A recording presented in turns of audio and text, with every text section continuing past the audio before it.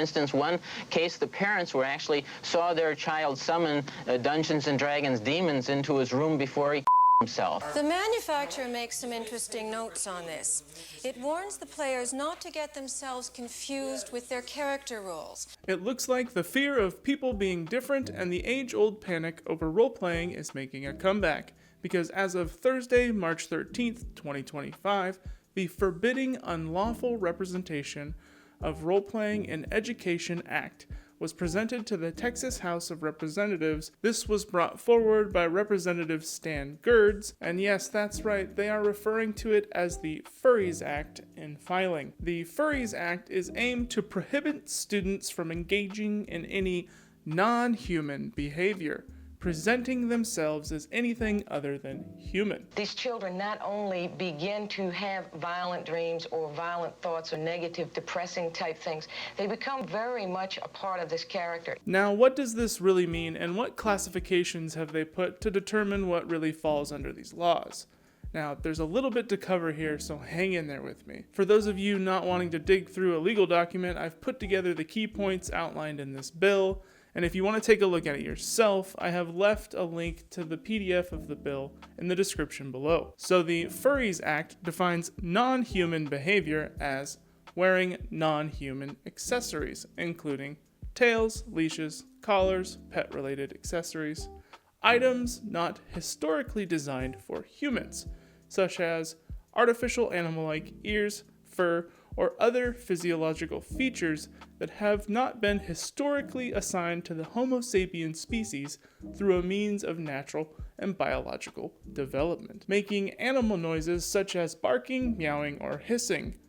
Students must present themselves as human at all times. They cannot create clubs related to any kind of non-human behavior, and they cannot promote the idea that any non-human behavior is socially acceptable. The bill prohibits students from presenting themselves as anything other than human, with providing exemptions for events like Halloween and dressing up as the school mascot, as well as school plays. But even these exceptions are limited to 5 days a year. While the F.U.R.R.I.E.S Act appears on its surface to target specific subcultures, its broad and vague language could lead to the outright banning and even criminalization of school-sanctioned D&D, TTRPG, and LARPing clubs. This bill goes beyond regulating school dress codes. It directly attacks any form of role-playing as an expression by labeling the portrayal of non-human characters in any way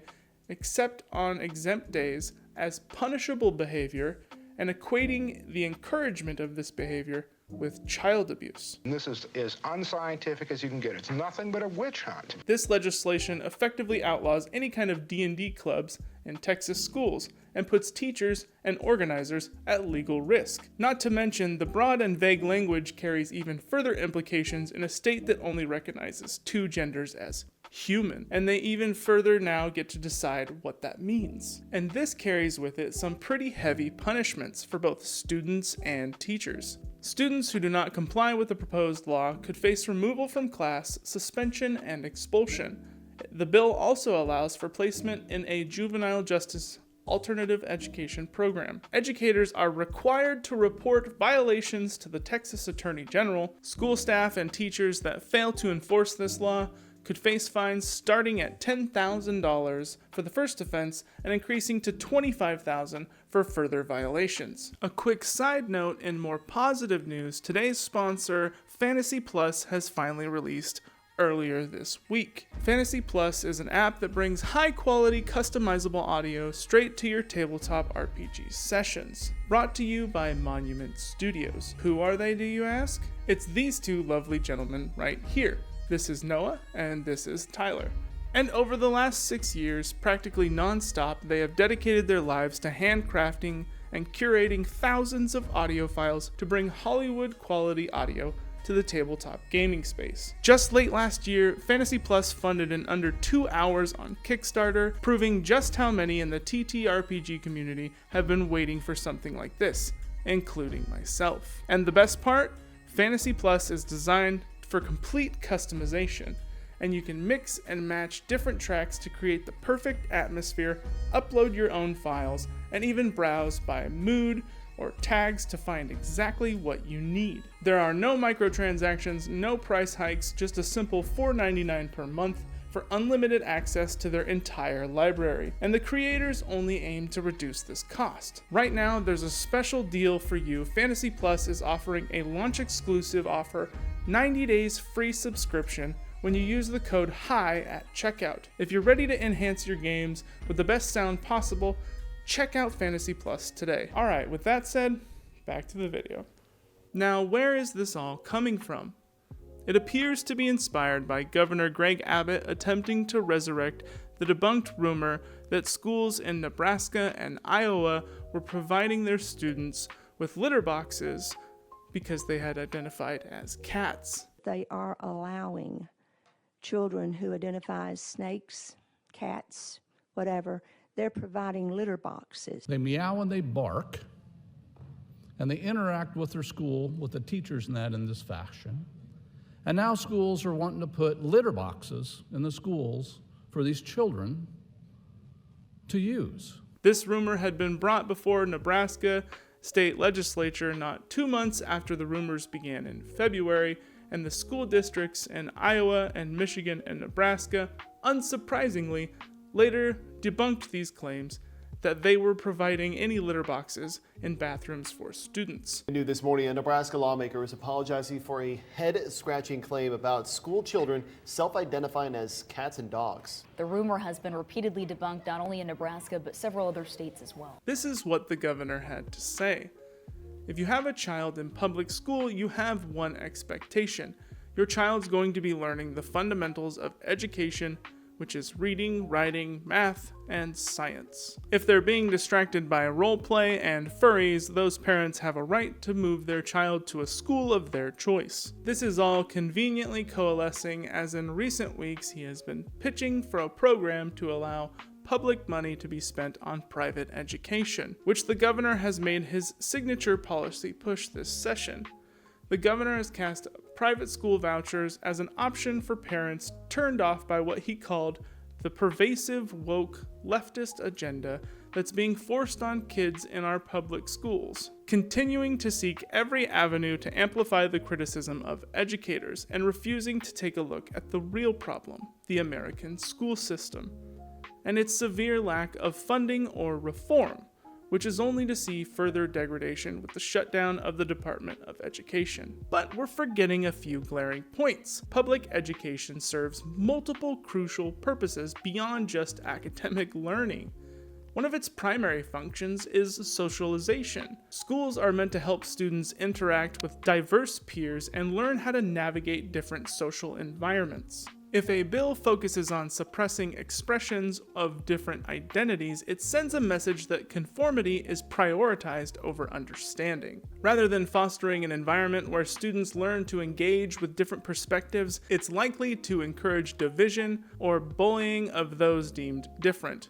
A further sign of some just trying to turn back that clock. The world is complex, filled with different cultures, identities, and ways of self-expression.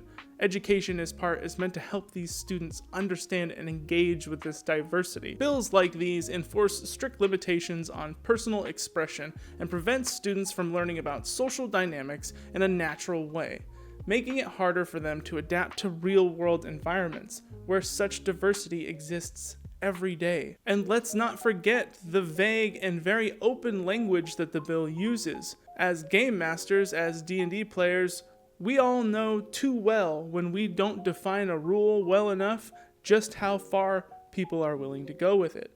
Looking at you, power gamers. So what are you left with?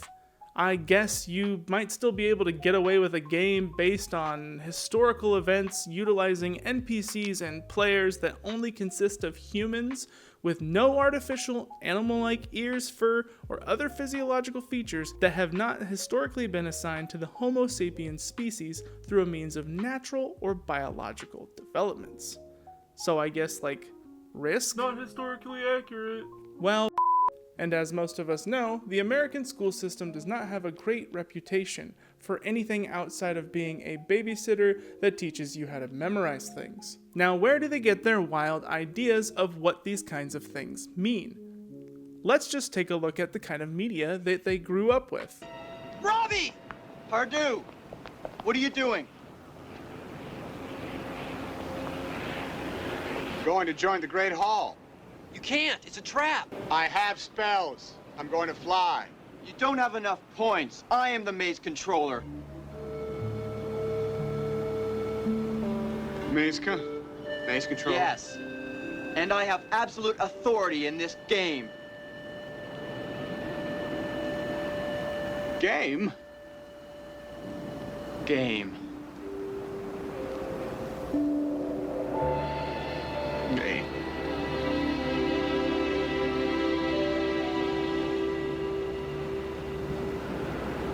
TJ, what am I doing here?